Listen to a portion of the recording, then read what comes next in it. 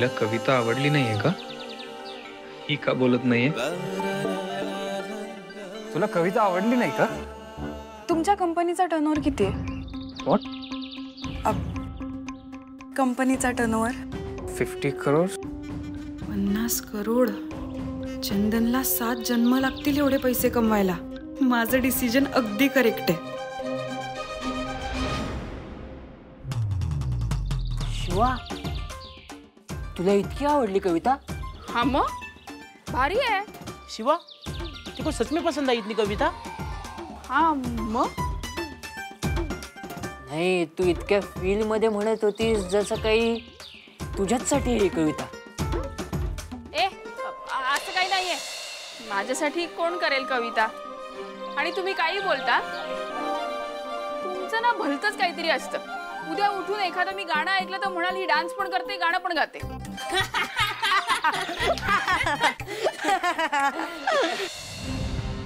तू सांगितलं नाहीस कविता कशी आहे? कविता खूप छान होती. खूप चांगली होती. सगळे वाट बघत असतील, आपण निघूयात? हां, शुअर.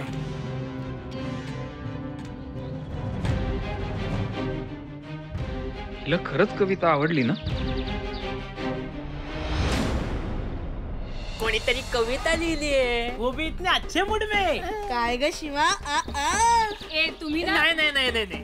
तुझी कविता ऐकताना असं वाटलं की नाही, कविता तुझ्याचसाठी लिहिली.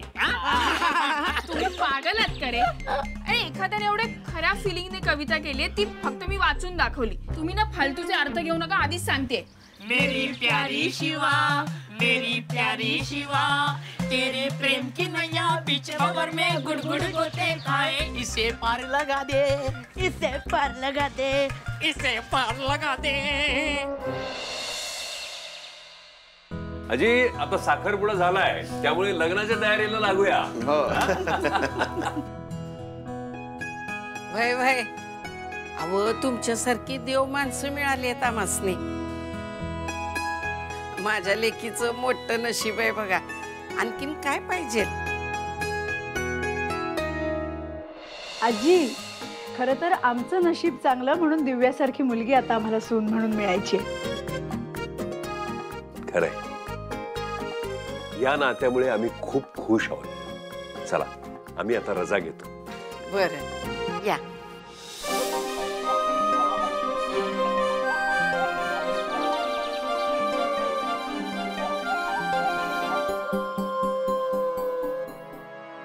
काय झालं आजी, तुमचा चेहरा असा का झालाय? नाही, काही नाही. एवढं सगळं चांगलं होतंय ना, म्हणून त्यांना जरा भरून आलं. अहो, एवढा देखणा जावई, सुसंस्कृत जावई मिळालाय ना म्हणून. अरे पण ज्या आशूबद्दल आपण सगळे बोलतोय तो तर ऐकतच नाहीये.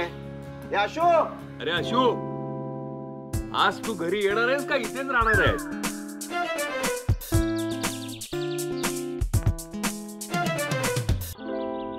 काही नाही, फक्त रूपावर भाळलाय हिच्या. काही खरं नाहीये ह्याचं. किटू डार्ली, आता बोलून काही फायदा आहे का? भाऊ, तो घरी येईल आणि त्याचं मन इथेच घुटमळेल, त्याचं काय? येतो.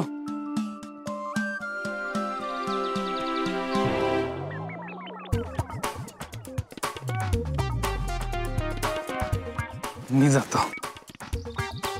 चलो, येतो. I mean by.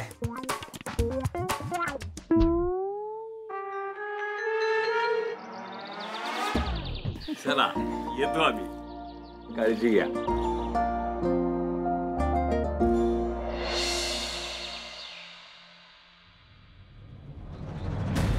काय रे, काय झालं? अगं काय झालं? काय मांजर अडवं गेलं. घ्या, आता तर मांजर सुद्धा अडवं गेलंय. विश्वास ठेवा माझ्यावर. अजून किती संकेत हवेत तुम्हाला अपशकुनाचे? कीर्ती, तुला किती समजून सांगायचं तरी तुझे पहिले पाडे 55च आहेत. याला दृष्टी तशी सृष्टी म्हणतात. अहो, होईल ना सगळं नीट? अगं वहिनी, मांजर आडवं गेलं हे खरं आहे, पण ते शुभ कार्यानंतर आडवं गेलंय. म्हणजे उलट आता इथपासून सगळं चांगलंच होईल. लक्ष्मण अगदी बरोबर बोलतोय. साखरपुड्याच्या कार्यातही काही विघ्न आलं नाही, तसंच लग्नामध्ये सुद्धा काही येणार नाही. मी काय म्हणते, आपण लग्न पण आत्ताच लावून टाकूया. आशूची नजर अजूनही तिकडेच आहे. हे अशोक, काळजी करू नको, आपण वरात घेऊनच येऊयात. काय भाऊ? चला. समजा व्यवस्थित पार पडलं. वंदे, अगं नानाला भूक लागली असेल, त्याला काहीतरी खायला दे. हो हो आलेच. बाई आजी, अहो तुमच्या कौतुकानेच माझं पोट भरलंय. आता खिशाची भूक जरा होती, ती पण भूक भागल तुझी. पण नाना, माझा काही तुझ्यावर विश्वास नव्हता. हा म्हणजे मला वाटायचं तू निस्त्या फकांड्या मारतोस म्हणून. पण नाना फटतरे सिद्ध करून दावलंच बरं का. खट आहे का ते? नाही, खरं आहे. नाना हे घ्या पैसे. बर, बाकी सगळं जसं हवं तसं झालं, ह्याचं कारण सांगा बरं. कारण काय असणार? मुलाकडची माणसं देवावानी आहेत. चूक. याचं कारण एकच, शिवा. ती घरात नव्हती ना, म्हणून सगळं व्यवस्थित पार पाडलं.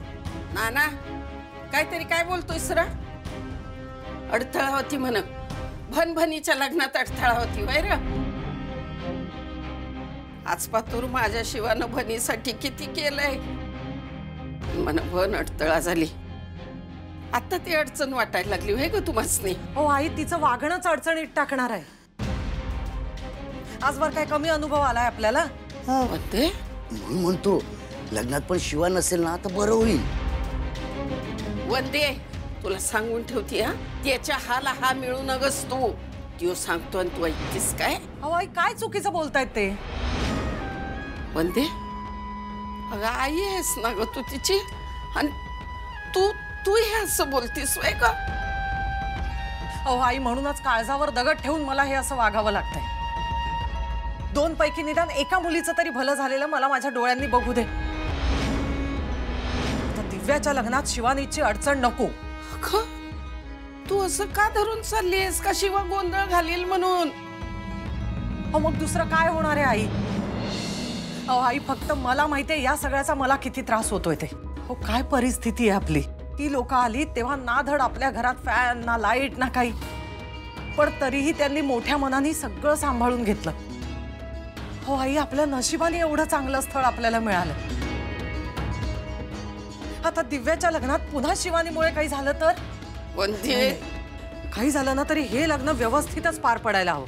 मग त्यासाठी काय वाटेल ते करायची तयारी आहे माझी. तसंही कदाचित या घरातलं हे एकुलतं एक लग्न असणार आहे, ते तरी नीट पार पडू दे.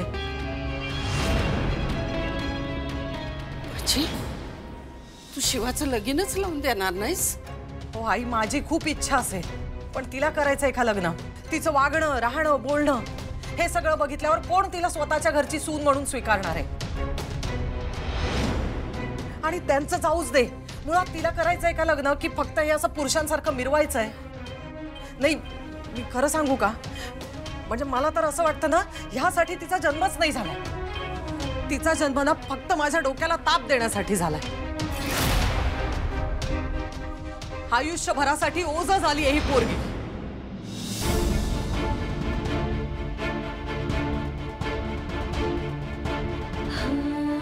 बाबा, जगाला तोंड कसं जायचं हे सांगून गेलात तुम्ही, पण आपल्याच माणसांना कसं सामोरं जायचं हे का नाही सांगितलं?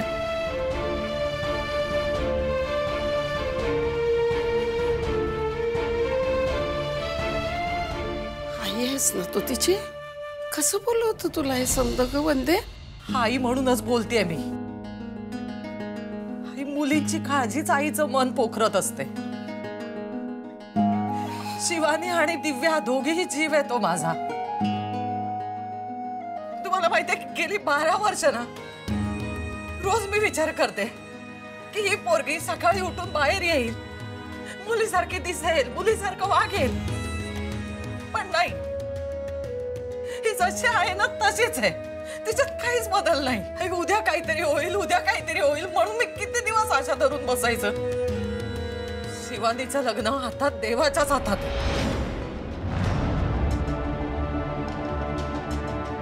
म्हणते बाई आजी, मला तरी एवढंच म्हणायचंय की एकीचं भलं होतंय ना, मग होऊ दे. येतो मी.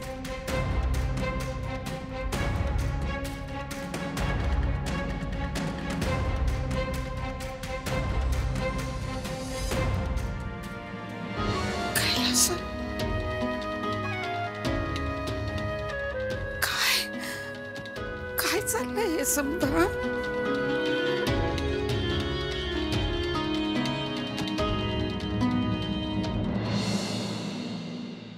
देवा परमेश्वरा, माझी शिवा नसल र वागत पोरीवानी, पण तिचं पण मन हाय. माझ्या लेकराला पण संसार करायचा हाय र. या बघ, दिव्यासाठी तूच चांगलं स्थळ आणलंस का नाही शोधून, तसंच माझ्या शिवासाठी पण आण. आणि मला खात्री हाय माझ्या शिवासाठी तू चांगलं स्थळ आणशील म्हणून. तेवढं ऐका देवा माझं.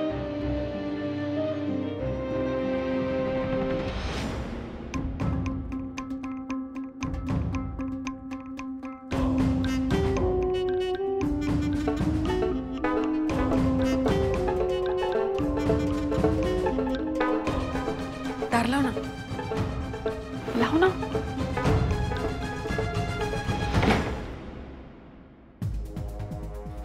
दिव्या, माझ्या दिलाची राणी.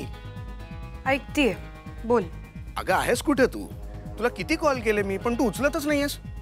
मी पण करत होते तुला कॉल, उचलला तू? तसं नाही बेबी, मी जरा कामात होतो, मीटिंग चालू होत्या कंटिन्युअसली. तुला तुझी कामं महत्वाची, मग मला माझी कामं महत्वाची नाहीयेत का? अरे अगं असं काय म्हणतेस? हे जे सगळं करतोय ते तुझ्यासाठीच करतोय ना. हो का? मग किमान 5 मिनिटं माझ्याशी बोलायला वेळ नाहीये तुला? Okay okay, I am sorry, पण मी तुला कॉल बॅक केला होता ना. आता सगळं संपल्यावर आता काय उपयोग? व्हॉट?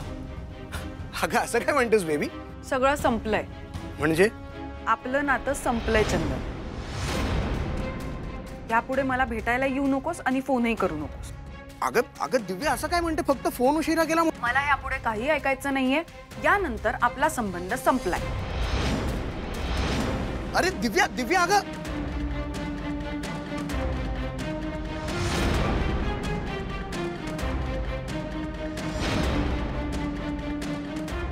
संबंध संपला?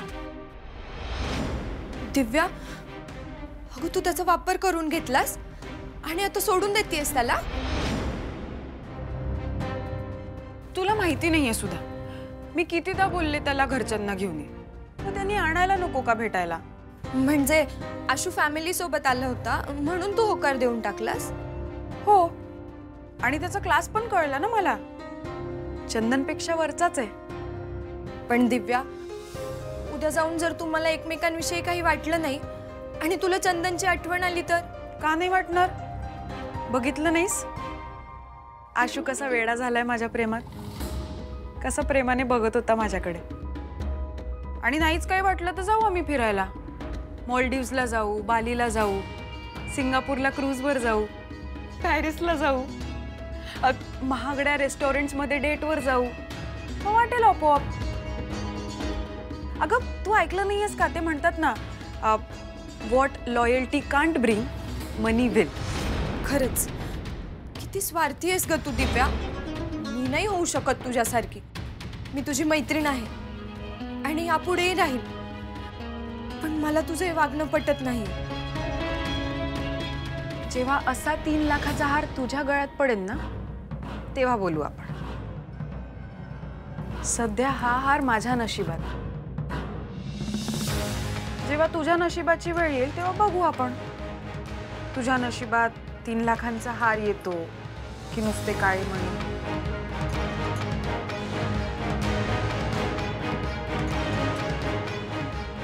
इमोशनल फुल्स. आता एवढं काम आटपू दे ना, डायरेक्ट पुरी मारायची. काय मॅट पहिले घे. इथे स्टेपने आणि अप्पर बिर्याणी खाऊन 1 तास झाले. शिवाला काय झालं? ती घरी जाऊन परत आले ना तेव्हापासून डाऊन आहे. कुछ तो लफड़ा है भाई.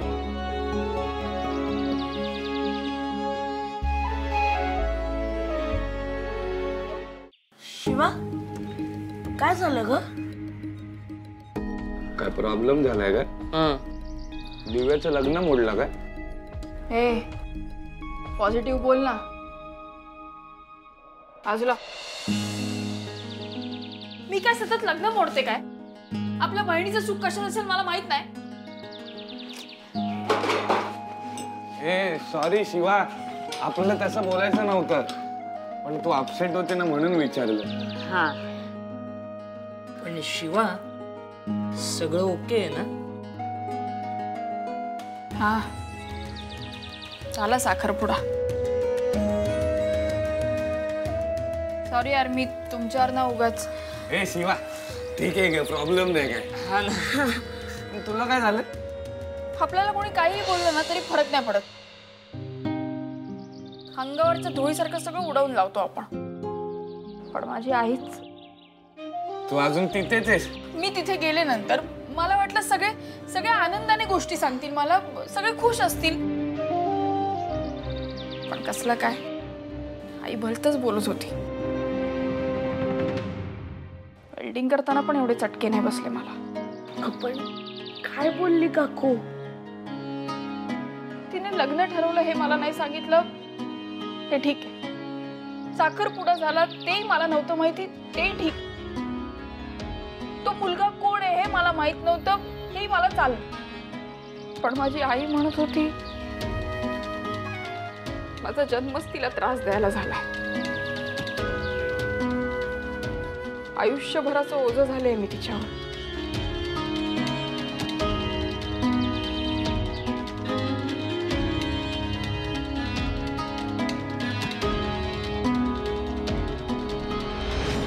पप्पा, आई, आजी, दिव्या, आपल्या घरावर कुठलंच ओझं येऊ देणार नाही हे वचन दिलंय मी तुम्हाला.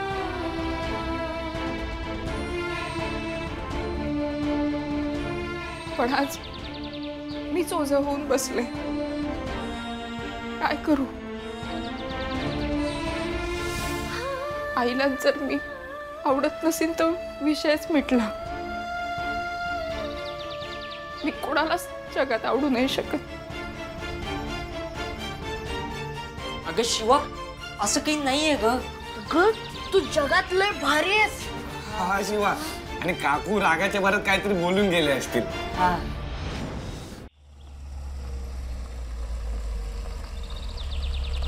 आहेत. हो मग आहेतच. चल ऐक, तू चल मी येतो. चल ऐक ना मांजा, हे बघ तू माझ्या बरोबर चल, मला तिची भीती वाटते. भीती मला पण वाटते. तू जा. अरे यार तू मित्र आहेस ना माझा, मग काय फायदा मैत्रीचा? हा चकुला कशाला आला इकडे? हे गप्प बस. उगाच ढाचे देऊ नको मला. तू उतर, मी येतो. तू पण उतर. चल उतर. शिवाचा मूड तसा पण खराब आहे, तो येऊन एंटरटेन तरी करेल. हा करे. उतर पटकन.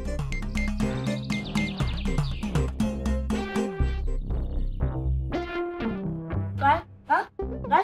गाडी काढ. गॅरेज दिसत नाही एवढं मोठं? ते कशाला गाडी लावली? गाडी काढायची.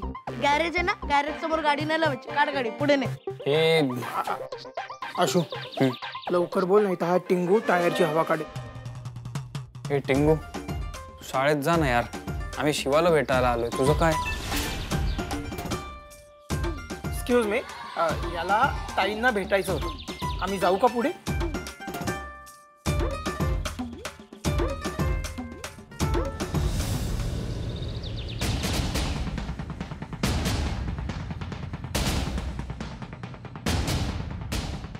काय केलं तू? मी संपलं, सगळं संपलं. काय काय झालं? काय शिवाच्या केसाला धक्का तर कपाळाला बुक्का.